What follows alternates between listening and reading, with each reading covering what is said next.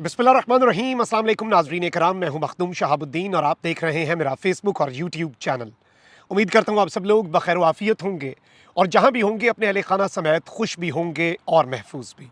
अगर अभी तक आपने इस वीडियो को लाइक नहीं किया तो लाइक ज़रूर कर लें। आपके लाइक्स और कमेंट्स हमारे लिए बहुत ज़्यादा अहमियत के हामिल हैं। ख़बरें बहुत ज़्यादा हैं, बहुत तशवीशनाक हैं और अंदर की जो असल इस वक्त ख़बर है कि अंदर खाते क्या खिचड़ी पक रही है, वो मैंने आपके सामने रखनी है। सबसे पहले तो मैं आपको ये बताऊं कि इस वक्त एक सुप्रीम कोर्ट का जो फुल कोर्ट इजलास हुआ था, उसके अंदर से एक बहुत बड़ी डेवलपमेंट सामने आई है।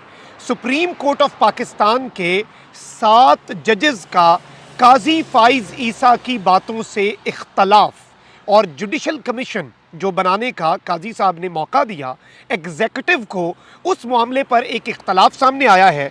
इसके साथ ही साथ जो साबिक चीफ जस्टिस हैं तसद्दुक जिलानी, जिनके अपने बेटे ने उन पर अदम एतमाद कर दिया है, उन्हें क्या धोखा दिया गया इस कमीशन का सरबराह बनाने के लिए, और इस वक्त वो इस कमीशन की सरबराही छोड़ने पर गौर व फिक्र क्यों कर रहे हैं। जस्टिस तसद्दुक जिलानी के करीबी ज़राए इस वक्त बड़ी अहम तरीन खबर दे चुके हैं। इसके साथ ही साथ पाकिस्तान तहरीक इंसाफ ने भी लोहा गर्म देख के वार करने का ऐलान कर दिया है और ईद के बाद जो दमादम मस्त कलंदर होना है उस हवाले से बाज़ाब्ता ऐलान हो चुका है। पेशावर में जो मोमेंटम शुरू हुआ, 6 अप्रैल को इस्लामाबाद में जलसे से जो मोमेंटम बढ़ेगा, अल्टीमेटली जो फिल्म है उसकी रिलीज डेट और उसके तमाम तर खद्दो-खाल की अनाउंसमेंट भी पाकिस्तान तहरीक इंसाफ ने कर दी है। सबसे पहले नाज़रीन इकराम, राना सनाउल्लाह साहब ने एक मरतबा फिर इंटरव्यू दिया और ये वही राना सनाउल्लाह हैं जो कि ये बात करते आए हैं और दोबारा ये बात रिपीट कर रहे हैं कि इमरान खान की एग्जिस्टेंस, पॉलिटिकल एग्जिस्टेंस नहीं, इमरान खान की एग्जिस्टेंस जब तक है मुल्क के मामला ठीक नहीं हो सकते। इन वन वे और अनदर राना सनाउल्लाह साहब इसकी जितनी मर्जी क्लारिफिकेशन दें, अमूमी तासुर इससे यही मिला कि वो इमरान खान साहब को इस पॉलिटिकल लैंडस्केप से नहीं बल्कि रास्ते से हटाने की बात कर रहे हैं। अब राना सनाउल्लाह साहब ने एक मरतबा फिर स्टेटमेंट दिया और कहते हैं कि इमरान खान एक कल्ट और सियासी माफिया है। या इमरान खान का सियासी वजूद रह सकता है या पाकिस्तान। अब ज़रा अपनी स्टेटमेंट को तो मोल्ड किया है, लेकिन इन्होंने कुछ और बातें कही हैं और ये बातें मुझे ये लग रहा है कि ये जो पंजाब में एक अहम तरीन जिम्मेदारी लेने के चक्कर में है राना सनाउल्लाह साहब, ये अपनी सीवी ताकतवरों को पेश कर रहे हैं पीटीआई और इमरान खान के खिलाफ ये स्टेटमेंट्स देकर। कहते हैं कि नून लीग की हुकूमत पीटीआई से निमटेगी, पीटीआई की तहरीक मुल्क में फसाद और फितना फैलाने के लिए होगी और इस फसाद और फितना फैलाने के अमल को नून लीग की गवर्नमेंट रोकेगी। अब पंजाब से भी निकलना है लोगों ने, जो पाकिस्तान तहरीक इंसाफ की एक मूवमेंट है जिस हवाले से मैं डिटेल्स आपके सामने रखता हूँ। तो बेसिकली राना सनाउल्लाह साहब, मुझे तो ये लग रहा है कि एक तो हुकूमत का माइंड जो है वो भी बता चुके हैं, दूसरा पीटीआई को क्रश करने के वाले से वो ताकतवरों को ये पैगाम देना चाह रहे होंगे कि भाई मोहसिन नकवी क्यों, मैं भी अवेलेबल हूँ, चले विफाक में ना सही तो पंजाब में मुझे वजारत दाखिला या कोई इंपॉर्टेंट कलमदान दे दिया जाए। अब इस सब के अंदर कहते हैं कि या तो इमरान खान का सियासी वजूद रह सकता है या पाकिस्तान रह सकता है। अगले 6 साल में इमरान खान का सियासी वजूद ख़त्म होगा या फिर इमरान खान पाकिस्तान को ले डूबेगा। यानी ये 6 साल का इन्हें मंसूबा लग रहा है। 2 साल में आपने देख लिया कितना माइनस हुआ इमरान खान, आपने जितनी माइनस करने की कोशिशें की, अवाम ने रिएक्शन के तौर पर उतना प्लस किया। जिस दिन खान साहब वज़ीर आज़म ऑफिस से निकले थे, इसी सुप्रीम कोर्ट ने हाथ पांव बांध कर जब उधर मौजूद पार्लियामेंट के आगे खान को फेंक दिया और उस तरफ मौजूद इस सुप्रीम कोर्ट के वज़ीर आज़म हाउस से इमरान खान निकला एक डायरी लेकर, उस वक्त उसकी जो मकबूलियत थी और आज जो उसकी मकबूलियत है उसमें ज़मीन आसमान का फ़र्क है और इस चीज़ का इन लोगों का इदराक नहीं हो रहा। आपको लगता है 6 साल में आप सब कुछ ठीक कर लेंगे, इतनी आसान बात तो ये नज़र आ नहीं रही। अब पाकिस्तान तहरीक इंसाफ की स्ट्रैटेजी क्या है? पाकिस्तान तहरीक इंसाफ ने बड़ा ऐलान कर दिया है। तहरीक इंसाफ ने ईद के बाद लॉन्ग मार्च करने का फैसला कर लिया है और इस लॉन्ग मार्च की बाज़ाब्ता बाकायदा मंजूरी साबिक वज़ीर आज़म पाकिस्तान इमरान खान और बानी चेयरमैन पाकिस्तान तहरीक इंसाफ इमरान खान साहब ने अडयाला जेल में बैठकर एक लॉन्ग मार्च की मंजूरी दे दी है। मोमेंटम बन गया है, माहौल गर्म हो चुका है। ईद से पहले मैंने आपको कहा कि पेशावर वाली रैली टीज़र थी जो आज पेशावर में हुआ, हमने देखा कल, और इसके बाद जो इस्लामाबाद में होना है वो ट्रेलर है। फिल्म तो ईद के बाद होगी और असद कैसर ने भी कहा था कि ईद के बाद पाकिस्तान तहरीक इंसाफ एक बहुत बड़ा सरप्राइज़ देगी। आई न्यू दिस थिंग कि पीटीआई लॉन्ग मार्च की तरफ जा रही है, लेकिन अब चूंकि पीटीआई ने ऐलान किया है तो ये खबर अब मैं आपके सामने रख रहा हूँ कि लायामल का ऐलान बहुत जल्द पाकिस्तान तहरीक इंसाफ करेगी। कारकुनों को ये हिदायत दे दी गई है कि आपने तैयार रहना है, कारकुन तैयार रहे और इस सब के अंदर तहरीक इंसाफ ईद के बाद लॉन्ग मार्च करने जा रही है। अब जरा आगे बढ़ते हैं, आपको कुछ चीज़ें बताऊं। वसीम मलिक एक जर्नलिस्ट हैं, उन्होंने बहुत बड़ा क्लेम किया था इससे पहले भी फुल कोर्ट मीटिंग के हवाले से। और जाहिर बात है, जब फुल कोर्ट मीटिंग का कोई जर्नलिस्ट जो कि सुप्रीम कोर्ट का रिपोर्टर है वो क्लेम कर रहा है तो उसका जरिया, उसका सोर्स कोई जज ही हो सकता है और कोई नहीं हो सकता। और ये नौजवान है, अच्छी रिपोर्टिंग करता है और इसने पहले एक दावा किया था। पहले मैं इनका पार्ट 1 जो है वो आपके सामने रखता हूँ। जो आज दावा किया है वो तो 7 जजेस की काजी के खिलाफ बगावत की बात है। आप 6 जजेस को भूल जाएंगे इस्लामाबाद हाई कोर्ट के। चीफ जस्टिस काजी फाइज ईसा की सहूलत कारी, ये लिखते हैं वसीम मलिक। ख्याल रहे कि 25 मार्च को जो खत लिखा गया, 26 मार्च को सुप्रीम जुडिशल काउंसिल और सुप्रीम कोर्ट के जजेस को भेजा गया। खत से पहले और बाद में दोनों मौक़ों पर चीफ जस्टिस काजी फाइज ईसा ने खुलकर एग्जीक्यूटिव के लिए मुतासरा जजेस के खिलाफ सहूलत कारी की। कैसे, आइए बताता हूँ। इस्लामाबाद हाई कोर्ट के जजेस के खत लिखने से मुसद्दिका इत्तलात हैं कि कबल चीफ जस्टिस को सूरत हाल का मुकम्मल इदराक था। चीफ जस्टिस आमिर फारूक के साथ मिलकर इन जजेस पर सख्त दबाव डाला कि वो ये खत ना लिखें। 6 जजेस में से एक खातून जज को भी इस दौरान इंतहाई दबाव का सामना रहा। 27 मार्च के फुल कोर्ट इजलास के दौरान खत पर गुफ्तगू हो रही थी तो सुप्रीम कोर्ट के एक जज ने कहा कि द लेटर राइटिंग जजेस of Islamabad high court are heroes.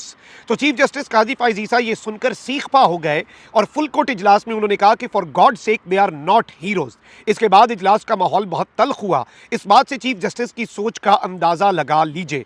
अच्छा, इसके साथ ही साथ ये लिखते हैं कि चीफ जस्टिस ने सुप्रीम जुडिशल काउंसिल में कार्रवाई या सुओ मोटो नोटिस लेने के बजाय फुल कोर्ट इजलास इसलिए तलब किया कि अक्सरियती जजेस उनके हिमायती हैं, यानी मेजॉरिटी काजी साहब के पास है।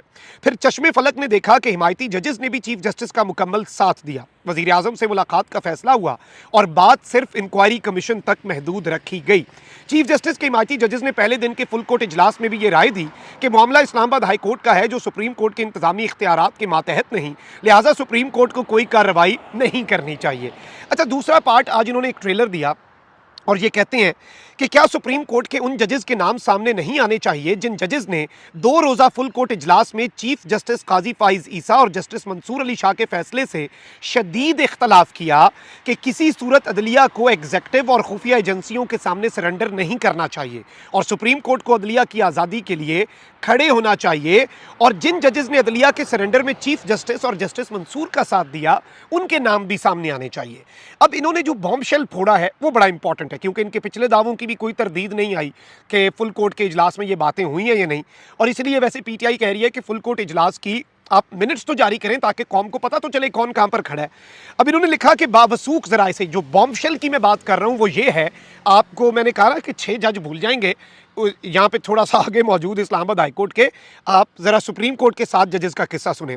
बावसूख जराए के मुताबिक जस्टिस मुनीब अख्तर, जस्टिस जाविया अफरीदी, जस्टिस जमाल खान मंदोखेल, जस्टिस अतर मिनल्ला और जस्टिस आयशा मलिक ने सुप्रीम कोर्ट के दीगर 7 जजेस समेत चीफ जस्टिस ऑफ पाकिस्तान काजी फाइज ईसा और जस्टिस मंसूर अली शाह के वजीर आजम से मुलाकात और इंक्वायरी कमीशन की तश्कील के फैसले से शदीद इख्तलाफ करते हुए फुल कोर्ट इजलास में कहा कि इस मामले को सुप्रीम कोर्ट खुद जुडिशल साइड पर देखे और अदलिया को किसी सूरत एग्जेक्टिव और खुफिया एजेंसियों के सामने सरेंडर नहीं करना चाहिए।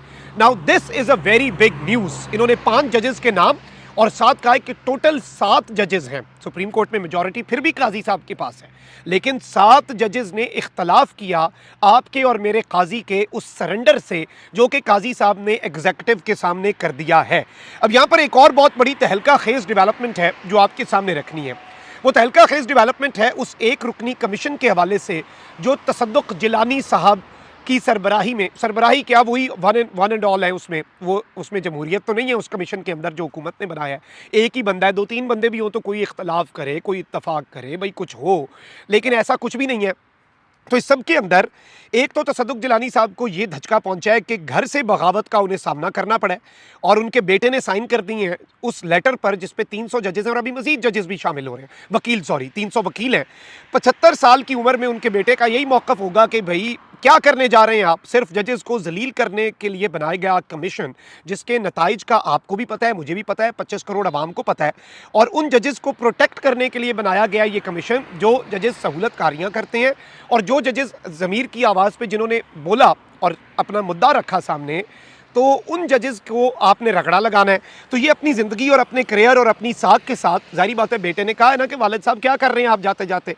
अब यहाँ पर जो धमाका खेज़ खबर है वो ये है कि तसद्दुक़ जिलानी साहब जो कि साबिक़ चीफ़ जस्टिस ऑफ पाकिस्तान है, उनके करीबी ज़राए ये कन्फर्म कर रहे हैं और कुछ जर्नलिस्ट्स को उन्होंने ये कन्फर्म किया है कि वो इस वक्त सही दबाव में हैं, यानी he is facing a lot of pressure, और वो सोच विचार शुरू कर चुके हैं कि उन्हें इस कमीशन की सरबराही करनी भी चाहिए या फिर नहीं। क्योंकि जिलानी साहब को ये बताया गया था गवर्नमेंट की तरफ से, जब उन्होंने इस कमीशन की सरबराही के लिए पूछा तो होगा ना कि भैन थानू कमीशन का सरबराह बना रहे हैं, और भी बहुत कुछ पहले डिसाइड हुआ होगा, ऐसे तो नहीं कि सीधा सरबराह बना दिया होगा, वो तो चले हुकूमत ने नहीं किसी और ने उनसे बात की होगी। तो तसद्दुक़ जिलानी साहब को ये बताया गया कि आपका नाम जो है वो फुल कोर्ट ने दिया है, आपका नाम जुडिशरी की तरफ से आया है, लेकिन ऐसा नहीं हुआ और फुल कोर्ट ने भी ओन नहीं किया। उन्होंने कहा कि भाई काबीना का काम है, जिसे मर्जी बनाए, हमने तो काबीना के ऊपर किक मार के दे दी है। ये केस हमने बॉल जो है ये काबीना की कोर्ट में डाल दी है, जुडिशरी इस पर कुछ नहीं कर सकती, क्योंकि ज़ाहिर बात है जुडिशरी क्यों कर सकती है। वैसे भी काजी साहब ने एक दफ़ा कहा था कि सियासतदानों के ऊपर जो ये तशद्दुद होता है उसे नॉर्मलाइज करने के लिए, यानी आइन और कानून गया भाड़ में, उन्होंने कहा if you can't stand the heat in the kitchen you should not be in the kitchen, कि आप अगर ये जुल्म और जबर बर्दाश्त नहीं कर सकते तो सियासत में क्या कर रहे हैं।